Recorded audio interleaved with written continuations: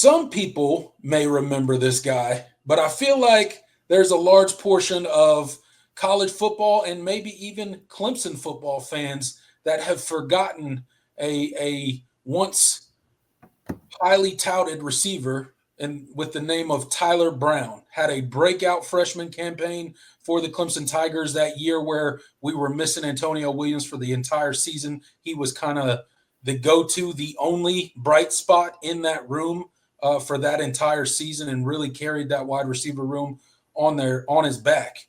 And then you fast forward to the 2024 season last year, and much like Antonio Williams' sophomore season after a breakout freshman year, Tyler Brown's sophomore season was riddled with injury after injury, never really could get back onto the field, got sort of healthy towards the end of the year, but, never was really ready to go.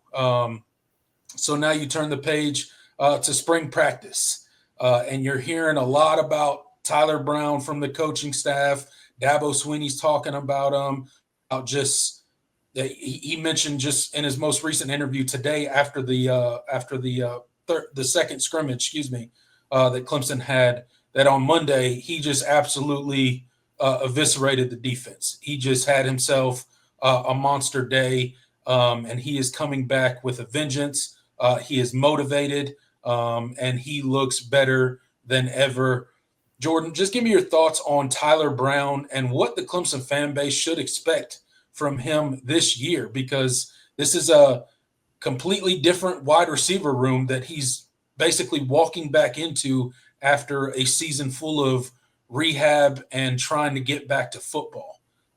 You got the addition of Bryant Wesco and TJ Moore, and then obviously Antonio Williams came back and had a monster season last year. So where does Tyler Brown fit in this group, and what should Clemson fans expect from him in the 2025 season?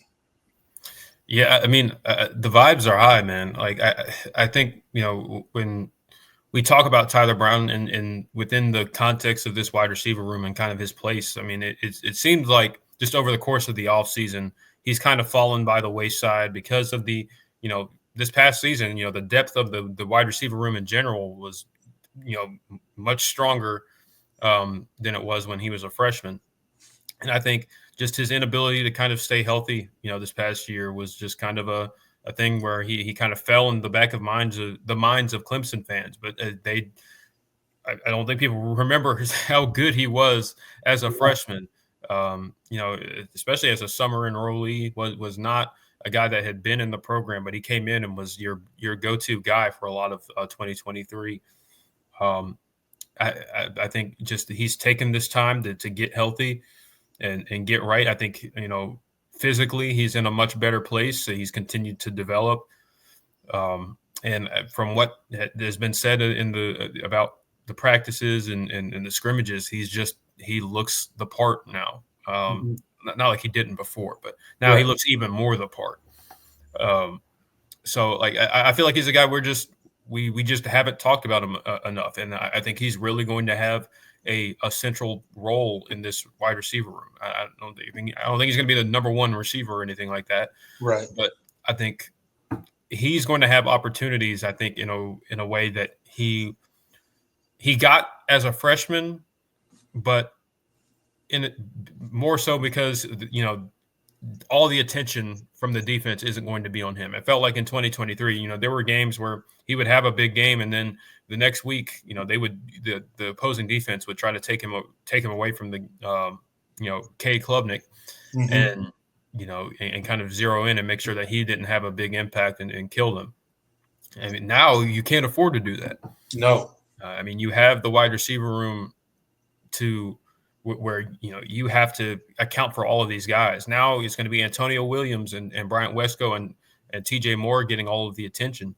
And then you have guys like Tyler Brown, who is just as capable as those guys in a lot of ways. And, he's going to have, imagine okay, I know where Antonio Williams is. I've dedicated resources to make sure that he's taken out of the play.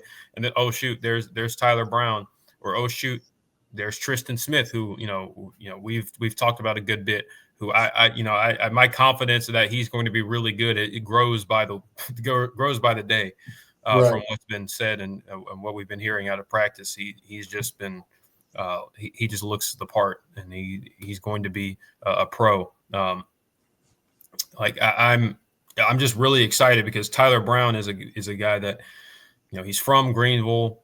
He was kind of under recruited out of high school. He doesn't have the profile that the TJ Moores and the Bryant Wescos or even the Antonio Williams did coming out of high school. He wasn't a top 100 receiver. He was just flying under the radar.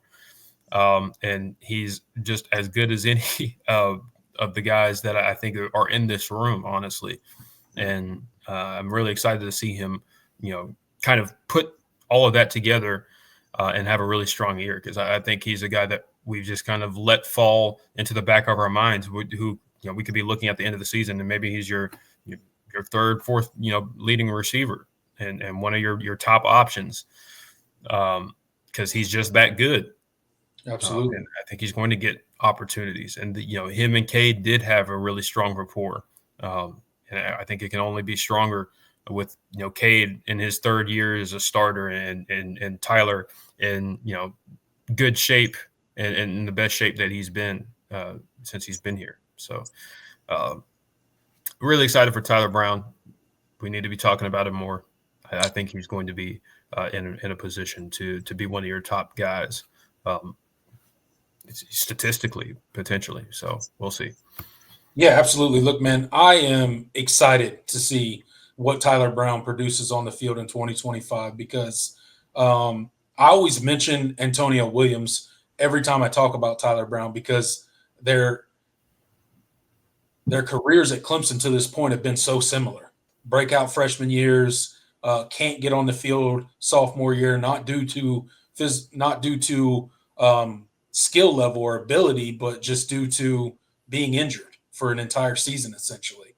And if all the comments and statements about Tyler Brown are to be believed coming out about spring, he is in the similar mindset as Antonio Williams was heading into last season. And we know how that season ended up for Antonio Williams. Now, I'm not saying Tyler Brown's going to put up the exact same numbers or even similar numbers. There are a lot of people in this wide receiver room, and there's only one ball to go around.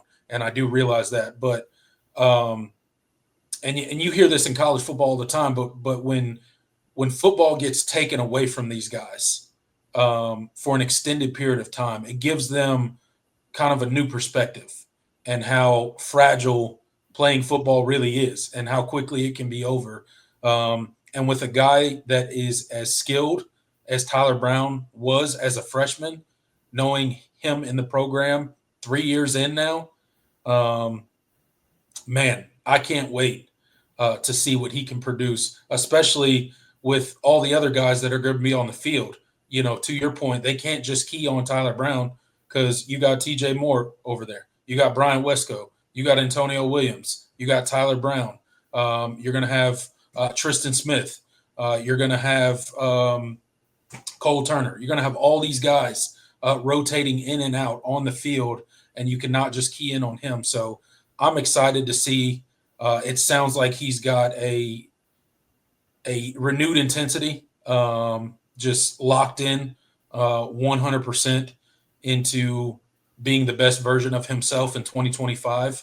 And that's going to pay huge dividends, because I don't know if people remember, but they should go back and look at some Tyler Brown highlights if they've forgotten how electric that guy is with the ball in his hands. Man, that Syracuse game, that Florida State, he was so good, man. Yeah.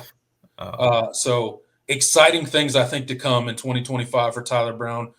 Couldn't be more happy for him. I hope that he has a healthy season and can stay on the field, because that will be a huge win for this offense. And that's just another weapon for Cade Klubnik to use to exploit defenses throughout the 2025 season. So shout out to Tyler Brown and wish him the absolute best as he comes for his breakout season number 2, or his bounce back season after a season of injuries.